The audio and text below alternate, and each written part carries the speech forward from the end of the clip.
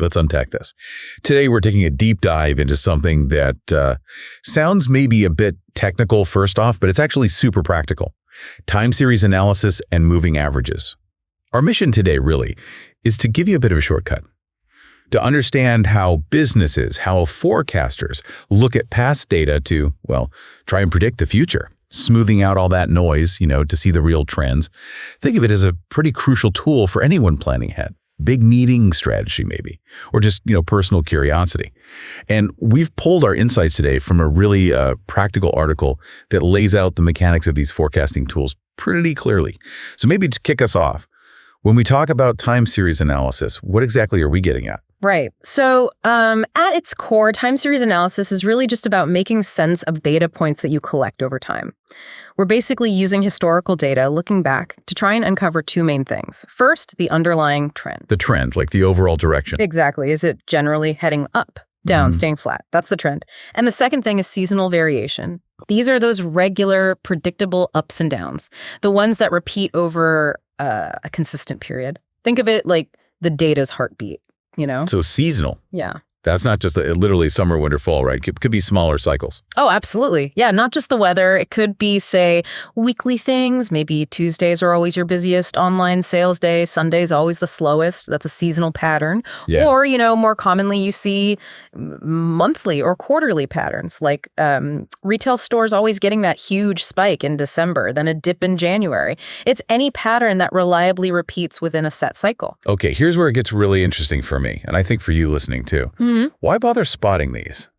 I mean, isn't it just looking at old numbers? What's the practical power? Well, the power is actually immense because those old numbers, as you call them, they hold really critical clues about what might happen tomorrow.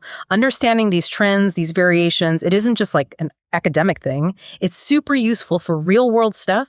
Think budgeting, resource allocation, and definitely forecasting future outcomes. It helps a business know, okay, when should we staff up? When do we need more inventory? When's a good time for that marketing campaign? It's about being proactive, not just reacting. Right. Being prepared. Yeah. And one of the, I guess, most common ways to cut through all that noisy data, find that underlying trend, smooth out those peaks and troughs, is using something called a moving average. That's it, exactly. A moving average is basically just a series of averages. You calculate them one after the other as you kind of move through your historical data. And they're really flexible. You can do a 3-month moving average, a 7-day one, maybe a 4-quarter average if you're looking longer term. The key thing here is how this simple averaging process, when you apply it by sort of sliding along your data, turns all those noisy ups and downs into a much clearer signal, that underlying rhythm that's often hidden. Okay, let's try and bring this to life a bit. We've got this scenario from our source material. Imagine you're looking at a company's monthly sales revenue from, let's say, 20x2. And just scanning the numbers, you notice something. Sales seem to go up for maybe 2 months, then drop in the 3rd month, then they start climbing again, like a repeating 3-month cycle. So it makes sense then for this example to use a 3-month moving average, right? To see the trend underneath that cycle. Perfect sense. And the source material, it actually breaks down the whole process into 5 pretty clear steps. Makes it quite manageable. So step 1 is basically just getting organized. Create a simple table, months in one column, sales figures next to them. Easy enough. Okay. Then step 2, we calculate that 3-month moving average. So you take the first 3 months, January, February, March in the example, you add up their sales.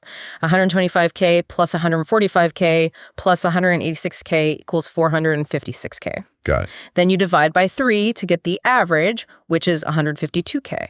Now, here's the key part for alignment. You place that average figure next to the middle month of that group. So next to February. Oh, okay. Not January, the middle one. Exactly. February, then comes the moving part. You drop the earliest month, January, and add the next one, April. So now you average February, March, and April's sales. 145K plus 186K plus 131K equals 462K. Divide by 3, you get 154K. And that average goes next to March, the new middle month. And you just keep sliding that window down. You just keep sliding it down month by month, recalculating until you run out of months to make a full group of 3. And one thing to note, You'll always end up with fewer averages than original data points because, well, you can't calculate an average for the very first or very last month using this method. Makes sense. You lose a bit at the edges. Right. Then step 3 is spotting the trend. And with this method, it's actually pretty neat. The moving average is the trend. In this specific example, if you kept calculating, you'd see something quite striking. Each new moving average is exactly $2,000 higher than the one before it. Whoa, really? That clean? In this example, yes, it reveals this really clear underlying growth rate of $2,000 per month. And that trend is your baseline for forecasting. Okay, so you've smoothed it out, found the $2,000 per month trend. But we know sales aren't actually going up smoothly like that. They have those ups and downs, the seasonal bits, as you called them. How do you put those back into the picture for a proper forecast? That seems crucial. Absolutely crucial. That's step 4, calculating the seasonal variation. So once you have that trend line, the moving average, the seasonal variation is just the difference between what actually happened, the actual sales figure, and the trend value for that same period. Actual minus trend. Simple as that. Now, there are 2 main ways to think about this difference, 2 models, the additive model and the multiplicative model. The additive model, the variation is just a straight dollar amount difference. So in our example, maybe the first month of the cycle always has sales that are, say, $7,000 below the trend. The second month is maybe $32,000 above the trend. And the third month is $25,000 below the trend. So fixed amounts. Fixed amounts. And importantly, for the additive model, over one full cycle, those 3 months, these variations have to sum to 0. So plus $32,000 minus $25,000 minus $7,000 equals 0. It balances out. Gotcha. Now, the multiplicative model looks at it a bit differently. It expresses the variation as a percentage or a ratio of the trend figure. So maybe month 1 sales are typically 95% of the trend. Month 2 is 121% of the trend. Month 3 is 84% of the trend. That's a percentage. Exactly. And for the multiplicative model, the percentages or ratios for a full cycle should sum up to the number of periods in your average. So for our 3-month average, 0.95 plus 1.21 plus 0.84 equals 3. Okay, why use one over the other? Is multiplicative better?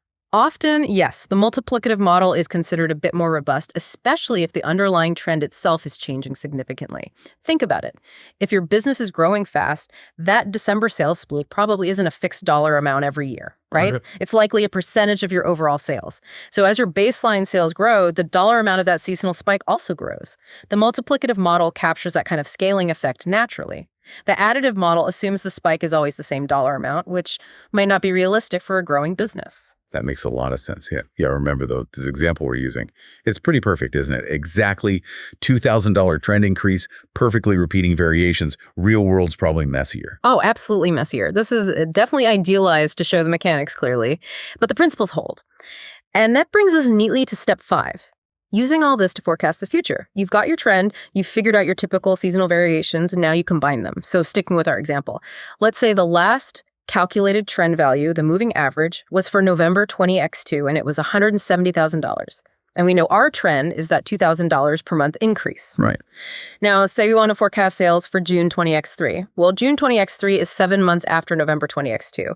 So the trend component will have increased by 7 times $2,000, which is $14,000.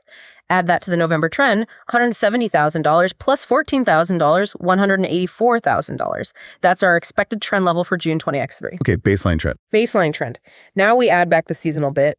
We found that June's typical variation, month 2 in the cycle, was plus $32,000 in the additive model. So $184,000 trend plus $32,000 seasonal variation gives us a predicted sales figure of $216,000 for June 20x3.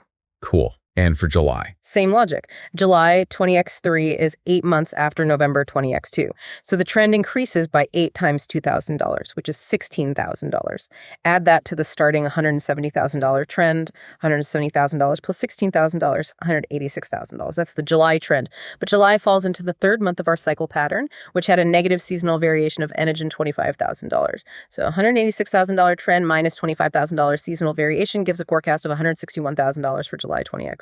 Yeah, that's really clear. It's a powerful process. But you mentioned earlier you could use a 4-quarter average or maybe a 6-month one. Even numbers. Doesn't that create a problem with finding the middle point you talked about? Like, where does the average for Jan, Feb, Marca go between Feb and March? Yeah, that's a great point. A really practical wrinkle. You're exactly right. With an odd number like 3 months, the average lines up perfectly with the middle month, February. But with an even number, like 4 quarters, the natural midpoint of that average falls between 2 observations, between quarter 2 and quarter 3, for instance. So how do you fix that? You need it to align with a specific quarter to calculate the seasonal variation later, don't you? You do, and there's a neat little trick called centering. It's quite simple, actually. You calculate your first 4-quarter moving average. Let's say it comes out to 322.50, and it falls between Q2 and Q3. Then you calculate the next 4-quarter moving average, Q2 plus Q3 plus Q4 plus Q1 of next year. Let's say that's 327.50 falling between Q3 and Q4. To get an average that aligns with Q3, you simply average those 2 averages you just calculated. 312.50 plus 327.50 to equals 325. That final value, 325, is your centered moving average, and it lines up nicely with quarter 3. Then you can proceed just like before. It's just an extra averaging step to solve the alignment issue. Okay, centering. Got it. Okay. That handles the even number periods. Exactly. Now, while these techniques are super useful, there's a really crucial insight, a big caveat we need to remember. This whole forecasting method, fundamentally, it relies on one massive assumption. Which is? That the past is a good indicator of the future. That the patterns we've seen will continue in basically the same way. Right, and that's not always true, is it? Not always. I mean, think back to our neat example with sales growing by exactly $2,000 every single month forever. That's obviously simplistic. Think about a product life cycle, right? Things take off, they mature, eventually they might decline. Growth rarely stays perfectly linear forever. New competitors arrive, markets change, and beyond that, you have all sorts of big external factors, huge technological shifts, changes in society and what people want, environmental stuff, political changes, new regulations, major economic swings, recessions. All these things create massive uncertainty. They can completely break the patterns of the past and make forecasts based only on history, well, potentially quite unrealistic. It's like forecasting sunny weather based on last week right before a hurricane hits. Yeah, that's a really, really important point. History is a guide, not necessarily a perfect map of the future. Okay, so wrapping this up then, what's the bottom line for us? For you listening, trying to understand data, or maybe even predict things. Today, hopefully you've gotten a really good handle on time series analysis and moving averages, powerful tools for spotting those future trends, understanding the seasonal rhythms in data. Definitely powerful tools. But it does bring us to a kind of final thought, something maybe to ponder. While these models are fantastic, they give you a great baseline, especially for things like budgeting, where you need some rational prediction. How much weight do you put on them versus acknowledging the potential for, real-world chaos, those unexpected shifts that can just redraw the entire picture no matter what the historical data predicted? Yeah, so maybe as you look at data, or even just patterns in your own life or work, ask yourself, how many of these perfect trends are really truly immune to a sudden, unforeseen change? It's a good reminder, isn't it? Data gives us amazing insights, powerful tools, but the future, it always keeps a few surprises up its sleeve, something to chew on.